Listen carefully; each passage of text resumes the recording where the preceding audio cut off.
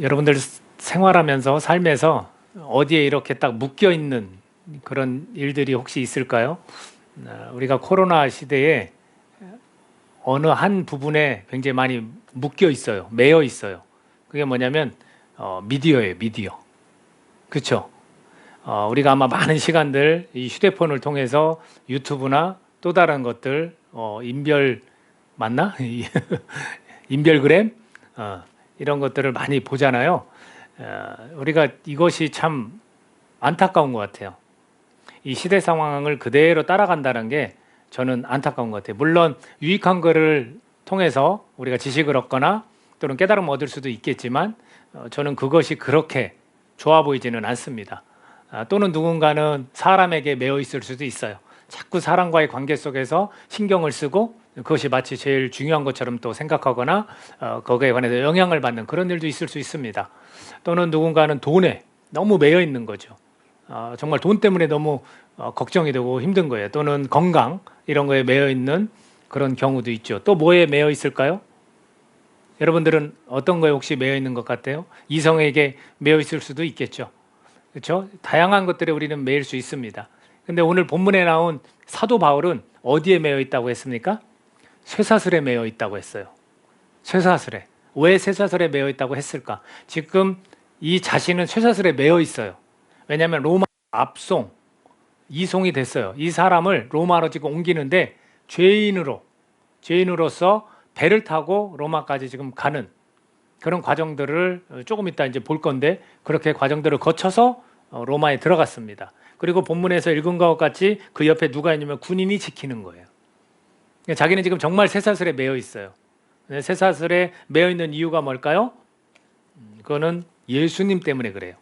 그리고 오늘 본문에서도 표현을 좀 했지만 이스라엘의 소망 때문에 나는 쇠사슬에 매여 있다 라고 말합니다. 이스라엘의 소망은 뭘까요? 당연히 구원자죠. 이스라엘이 바라는 메시아 때문에 나는 매였다. 그 메시아가 예수님이고 그 예수님을 전하기 위해서 나는 이 쇠사슬에 매인 바 되었다라고 표현하는 겁니다. 그는 민족을 위한 마음이 있어요. 하나님이 이 민족을 향한 그 마음을 지금 가지고 있다라는 거죠. 그리고 그의 모습을 보니까 타자를 위한 삶이에요.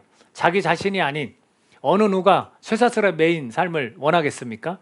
다른 사람을 위해서 타자를 위한 그런 모습이 있습니다.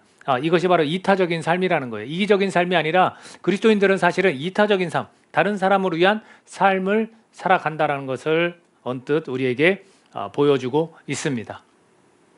저와 여러분이 이 시대에 맞게 이 트렌드에 맞춰서 거기에 매여 있는 자가 아니라 정말로 주어진 환경 속에서 복음의 매인 자 될 수 있기를 간절히 소원합니다. 예수님께 매여 있는 거죠. 예수님 우리에서 이제 살아가는 거고 우리가 영원한 생명을 얻었고 우리 육체가 부활하니까 영원한 나라에 들어가는 자로서 예수님께 매여서 우리가 살아갈 수 있기를 바랍니다. 이 사도 바울이 이 로마까지 가는 그 과정이 참 재밌어요. 27장에서 지금 읽은 28장 본문에 이르기까지 그 내용들이 있습니다. 결국에 멜리데라는 섬까지 오거든요. 그 과정을 보면 267명이라는 사람, 굉장히 많은 사람이 한 배에 탔어요. 배가 크겠어요. 200명이 넘는, 250명이 넘는, 300명 거의 육박한 그런 사람들이 탔다는 건 배가 굉장히 크겠죠. 그런 큰 배를 타고 여러 날을 걸쳐서 지금 항해를 하고 있습니다. 27장, 28장 여러분들 매일매일 그 바이블 타임에서 읽은 사람들은 기억이 날 건데 바울이 로마로 압송되는 그 과정 가운데 배를 타고 가는데 풍랑을 여러 번 만나요. 그래서 위기를 많이 경험하고 굉장히 험난하다는 것을 봅니다. 그 가운데 바울이 권하기도 하죠. 이거 큰일 났다. 우리가 이곳에도 좀 쉬었다가 갔으면 좋겠다. 우리가 좀 이 상황 속에도 좀 다른 항로로 좀 갔으면 좋겠다. 이런 이야기를 해도 백부장이라는 그를 끌고 가는 백부장이 선장과 선주의 말을 바울의 말보다 더 믿었다. 이런 표현을 씁니다. 그리고서 위기가 닥치죠. 위기가 닥칠 때 바울이 이런 얘기를 합니다. 27장에서 22절부터 보면 내가 너희를 권하노니 이제는 안심하라. 너희 중 아무도 생명에는 아무런 손상이 없겠고 오직 배뿐이리라. 근데 배만 파괴된다는 거예요. 생명에 지장이 없다. 왜냐하면 내가 속한 바 곧 내가 섬기는 하나님의 사자가 어젯밤에 내 곁에 서서 말하되 바울아 두려워하지 말라. 내가 가이사 앞에 서야 하겠고 또 하나님께서 나와 함께 항해하는 자를 다 내게 주셨다 하였으니 너와 함께 항해하는 자를 다 내게 주셨다 하였으니 그러므로 여러분이여 안심하라. 나는 내게 말씀하신 그대로 되리라고 하나님을 믿노라. 그런즉 우리가 반드시 한 섬에 걸리리라 하더라. 이렇게 표현을 해서 안심을 시킵니다. 그러는 중에 풍랑으로 배가 막 깨어지죠. 깨어집니다. 그리고 뭐 나중에 배가 깨어졌을 때 판자를 잡고 여러 가지 물건들을 잡아서 간신히 다 구조가 됩니다. 그래서 육지에 다 다다랐는데 그 육지가 멜리데 섬이에요. 근데 이 육지 사람들이 어떤 유해 사람들인지 잘 모르겠지만 약간 원주민, 원시인 비슷한 원주민이라고 표현했지만 불을 막 펴서 이들을 영접했다고 그랬어요. 그들이 아마 물에 빠졌으니까 굉장히 체온도 떨어지고 하니까 불을 펴줬어요. 불을 펴주는데 바울이 나뭇가지를 만지는데 장작을 만지는데 거기도 독사가 나왔어요. 독사가 나와서 물었습니다. 그러면 그 원주민들은 뭐라고 표현했냐면 독사가 저 사람을 문거 보니까 공의가 그를 살지 못하게 함이로다. 저 사람 죄인이거나 저 잘못된 사람이다. 이렇게 흔히 이렇게 안 좋은 일이 생기면 우리도 그런 부분이 있잖아요. 야, 저 사람은 죄 때문에 그럴 거야. 저 사람이 뭔가 잘못해서 그럴 거야. 이런 표현을 쓰는데 역시 이 원주민들이 그렇게 표현을 썼습니다. 그런데 바울이 그 짐승 독사죠. 독사를 불에 털어 버림에 조금도 상함이 없더라. 그랬어요.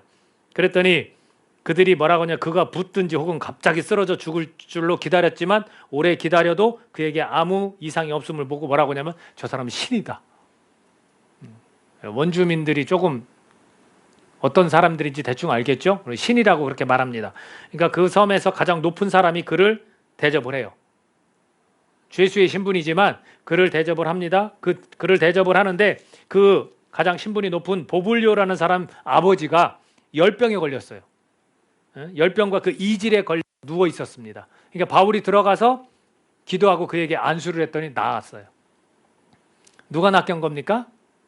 바울이 능력이 있는 게 아니라 언제나 주님은 바울과 함께해서 예수님의 이름으로 그 능력이 임하도록 하신 겁니다. 이래서 이곳에서 배는 다 파괴됐지만 이곳에서 충분히 쉬면서 석 달 후라고 그러거든요. 충분히 쉬면서 식량도 얻고 배도 얻고 해서 어디까지 갑니까? 로마까지 가게 되는 겁니다. 여러분 이 과정이 되게 험난하잖아요. 우리가 지금 말로 표현해서 그렇지 이걸 만약 시각적으로 영화로 본다고 생각해 보세요. 풍랑 일고 그 배에서 이 사람들이 막 먹던 음식도 다 버리고 또 죄인들이 탈출할까 봐 죄인들 죽이자 막 이런 얘기도 해요. 근데 바울이 다 그냥 놔두라고. 바울이도 죄인이지만 그냥 놔두라고. 근데 백부장이 바울을 살리고 싶은 거예요. 바울의 말이 맞으니까 이제는 살리고 싶은 거예요. 이런 일들을 막 겪을 때 여러분 굉장히 파란만장한, 잠깐이지만 몇 달 사이지만 굉장히 파란만장한 일들이 일어나는 거 아니겠습니까? 근데 거기서 우리가 느낄 수 있는 게 뭐예요? 하나님께서 그와 함께 하신다는 거. 나머지 백부장, 군인들, 선장, 선주 아무 상관없어요. 그 사람들은. 누구와 상관이 있습니까? 사도 바울과 상관이 있어요. 하나님이 명령해서 그 명령을 지키는 자와 상관이 있다는 얘기예요. 하나님이 누구랑 함께 하십니까? 우리 주변에 있는 많은 사람들과 함께 하십니까? 아닙니다. 오늘 이 자리에서 하나님을 사랑해서 하나님 앞에 정성으로 예배를 드리는 저와 여러분을 함께 하십니다. 믿으세요? 우리와 함께 하시는 거예요. 우리의 삶이 아무리 험하고 힘든 일이 계속해서 연속되는 것 같지만 하나님이 그 가운데서 함께 하심을 믿으십니까? 우리가 그걸 믿어야 되는 거예요. 그게 믿음이에요. 하나님이 나와 계속해서 함께 하시는구나. 로마로 가기 원했던 바울이에요. 로마를 굉장히 많이 가고 싶어 했어요. 근데 그 로마로 가고 싶어 했고 몇 번이나 그 길이 막혔어요. 그 표현이 로마서에 나와 있습니다. 바로 옆에거든요. 지금 28장 우리가 읽었기 때문에 바로 옆에 보면 로마서가 있습니다. 1장 10절에서 13절까지를 제가 좀 읽어드릴게요. 어떻게 하든지 이제 하나님의 뜻 안에서 너희에게로 나아갈 좋은 길 얻기를 구하노라. 내가 너희 보기를 간절히 원하는 것은 어떤 신령한 은사를 너희에게 나누어 주어 너희를 견고하게 하려 함이니. 뭔가를 주고 싶은데 이것은 뭐냐면 하나님께서 허락하신 신령한 은사를 좀 나눠주고 싶다라는 겁니다. 이는 곧 내가 너희 가운데서 너희와 나의 믿음으로 말미암아 피차 안위함을 얻으려 함이라. 서로 간에 믿음이 있어요. 로마에서 신앙생활을 하고 있는 사람들 또 지금 가고 싶어하는 사도 바울의 믿음, 이 믿음이 서로 하나가 되어서 안위함을 얻으려 한다는 겁니다. 13절에 보니까 형제들아 내가 여러 번 너희에게 가고자 한 것을 너희가 모르기를 원하지 아니하노니 이는 너희 중에서도 다른 이방인 중에서와 같이 열매를 맺게 하려 함이로다. 지금까지 길이 막혔도다. 이런 일들이 계속 있었어요. 그러면 지금 사도 바울에게는 이런 어려운 가운데, 험난한 가운데 로마까지 가는데, 로마까지 가기 전에는 그 마음 가운데 가기를 원하는 마음이 간절했다는 거예요. 이건 뭘 나타낼까요? 하나님은 지금 우리에게 주목하고 계시다는 것과 더불어서 하나님을 사랑하고 하나님을 믿는 자들과 하나님을 함께 하신다는 것을 우리가 지금 이것을 믿습니다. 그 믿음과 더불어서 마음의 소원을 가지고 있으면 언젠가는 이루어진다라는 것을 우리가 알아야 돼요. 근데 이 마음의 소원이 내 육체, 육신과 이 세상 것에서 누리고자 하는 것이 되어야겠습니까? 아니죠. 지금 사도 바울은 신령한 은사를 나눠주고 싶고 믿음 안에서 서로 안위하고 싶은 거예요. 믿음 안에서 서로 교제하고 싶고 귀한 것들을 계속해서 심어주고 싶은 거예요.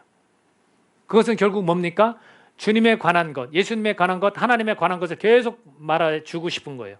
이것은 다른 말로 표현하면 복음을 전하려는 그 소원은 하나님이 반드시 이루어 주시는 거예요. 그 마음 가지고 살아가는 자와 함께 하시고 그 마음가짐대로 그대로 하나님은 이루어 주신다는 거예요.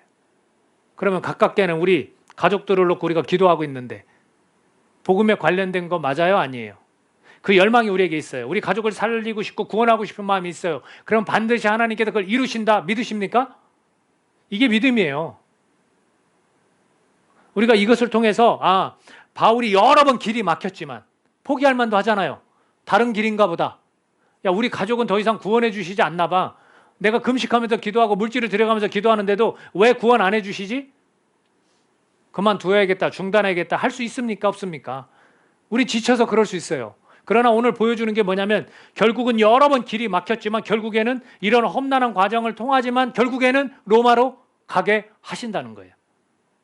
결국은 우리가 기도하고 마음의 소원을 갖는 것 주님께서 이루어지신다는 거예요. 그게 복음과 관련이 있다면 주님께서는 반드시 이루십니다. 우리는 자꾸 험난하지 않은 것으로 이루어져야 된다고 생각하는 거예요. 우리 신앙인들의 착각이에요. 우리 크리스천들은 좁은 길입니다. 좁고 협착합니다.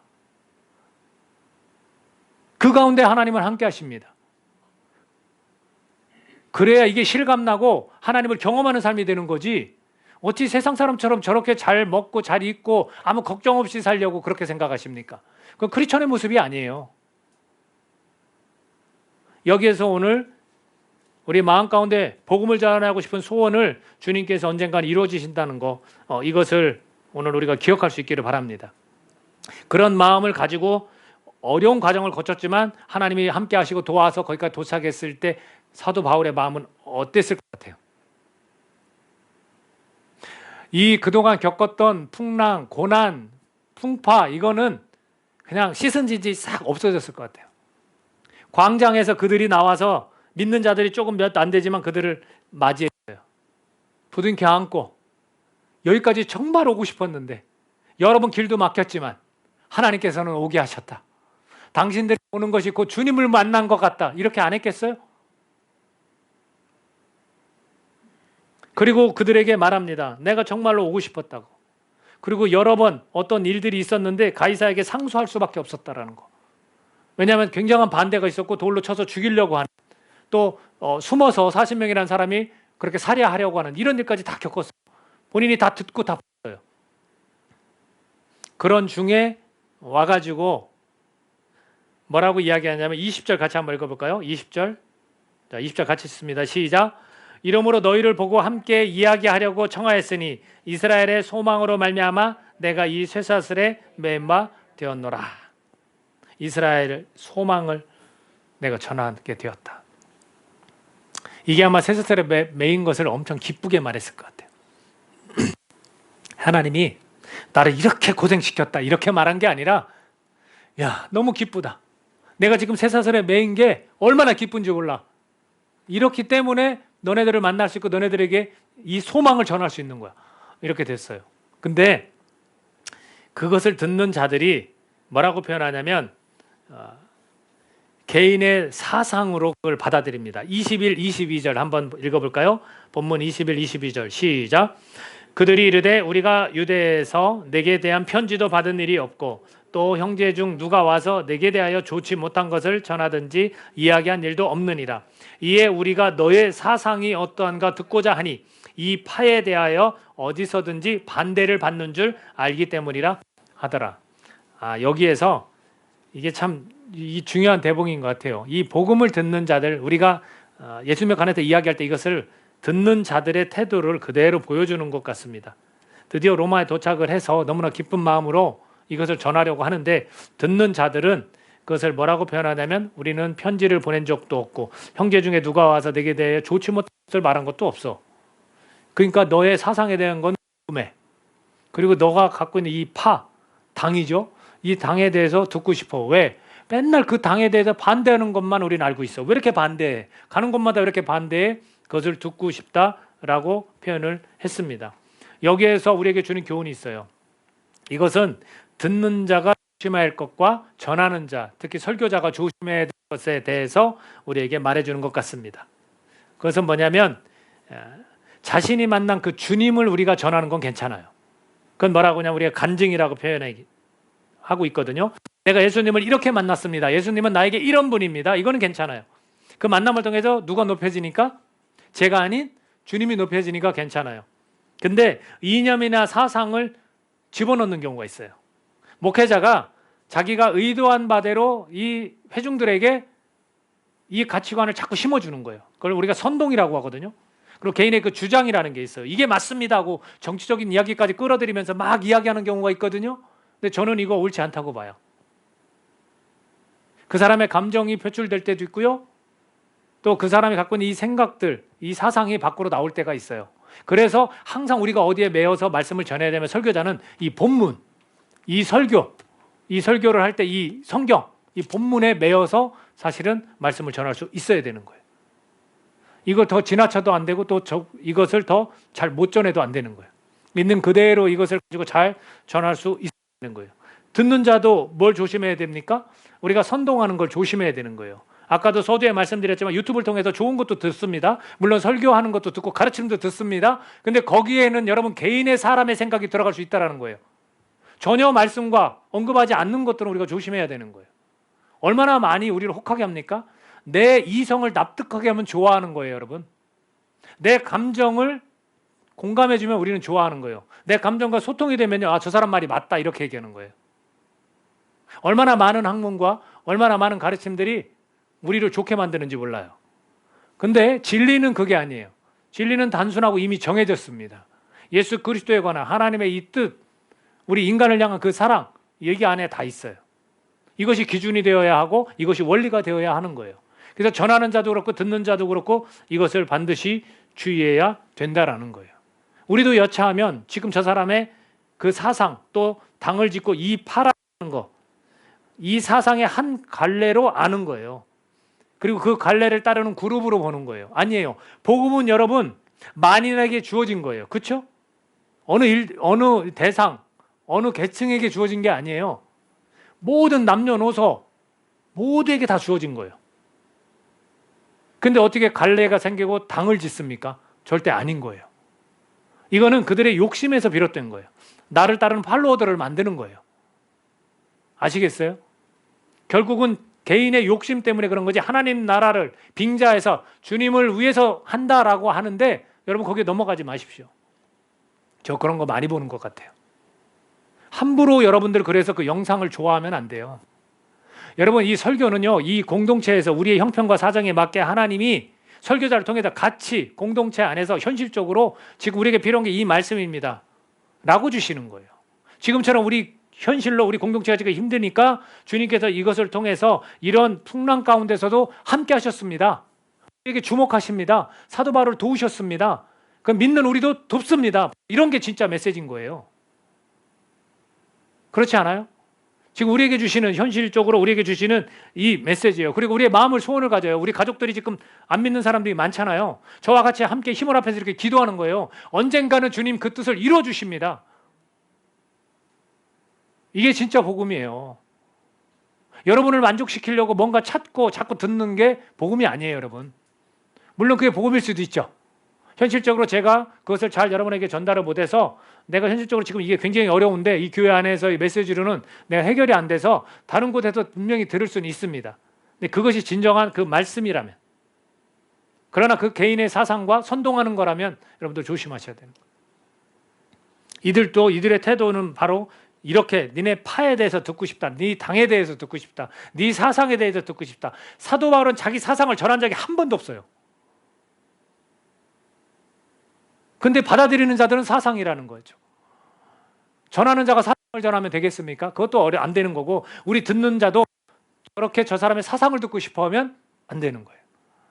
그냥 여러분은 친구가 되고 싶은 걸 거예요. 내 생각과 저 사람 생각이 같다, 내 생각과 통하네, 그 정도 수준이지 여러분들에게 정말 하나님이 주신 메시지로 받으시면 안 된다고 생각합니다.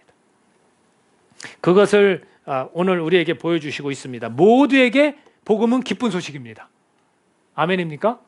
나에게만 해당된 게 아니라 모든 만인에게 다 주시는 좋은 소식, 기쁜 소식입니다. 그것을 우리가 알았으면 좋겠습니다. 자, 그렇다면 우리가 이와 같이 복음의 좀 메인 그런 사람이거든요. 지금 다 이야기 말씀드린 게 이 복음의 메인 사람에 관한 이야기를 계속해서 드렸는데, 여기에서 우리가 무엇을 말해야 하는지를 우리가 들을 수 있습니다. 복음의 메인 받은 우리 그리스도인들, 그 그리스도인들이 무엇을 말해야 할까? 23절입니다. 이런 사상을 듣고 싶다 했을 때 사도 바울이 어떻게 행동했는지, 어떻게 말했습니다. 23절 같이 읽습니다. 23절 시작.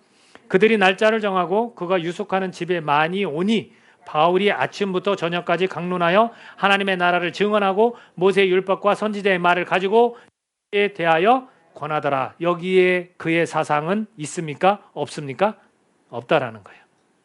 여기에 이런 사람들은 그 말을 듣고 믿는 사람도 있고 믿지 않는 사람도 분명히 있습니다.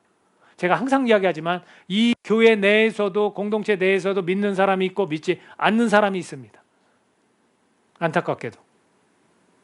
그리고 그가 말하는 게 뭡니까? 복음의 메인바된 그가 말하는 것은 하나님 나라를 증언하는 것입니다. 모세의 율법과 선지자들의 말을 통해서 결국은 예수 그리스도가 이 땅에 오셨다 해서 예수 그리스도에 관한 것을 전하는 겁니다. 거기에 사상이 있을까요? 없습니다. 우리의 말은 바로 이것만 말해야 되는 겁니다. 우리가 만약 복음의 메인바된 그리스도인이라면 전하고자 하는 이 열정, 하나님 나라를 우리가 증언하는 거예요. 하나님 나라에 관한 이야기, 이런 것들을 전하는 겁니다. 여러분, 모세 율법도 우리가 그래서 성경을 읽고 공부하는 것도 다 그런 의미입니다. 모세 율법을 통해서 예수님을 보여줄 수 있는 게 아주 간단하게, 여러분 출애굽을 봐도 알잖아요. 왜 애굽에서 탈출시켰습니까? 종노릇 하지 말라고. 우리도 이 세상에서 우리를 출애굽시켰어요. 왜? 종노릇, 죄의 종노릇 더 이상 하지 말라고. 예수 그리스도께서 어린 양을 잡았던 유월절 그들이 죽지 않고 넘어간 것처럼 이 피 흘림을 통해서 우리 죄가 깨끗해. 우리가 직접 치르지 않아도 그분이 치러졌기 때문에 우리가 그렇게 죄의 종노릇이 아닌 하나의 백성으로서 살아가게 되는 거예요. 출애굽시켜서 주님이 원하셨던 게 뭐예요? 예배하는 거였어요. 하나님만을 섬겨라.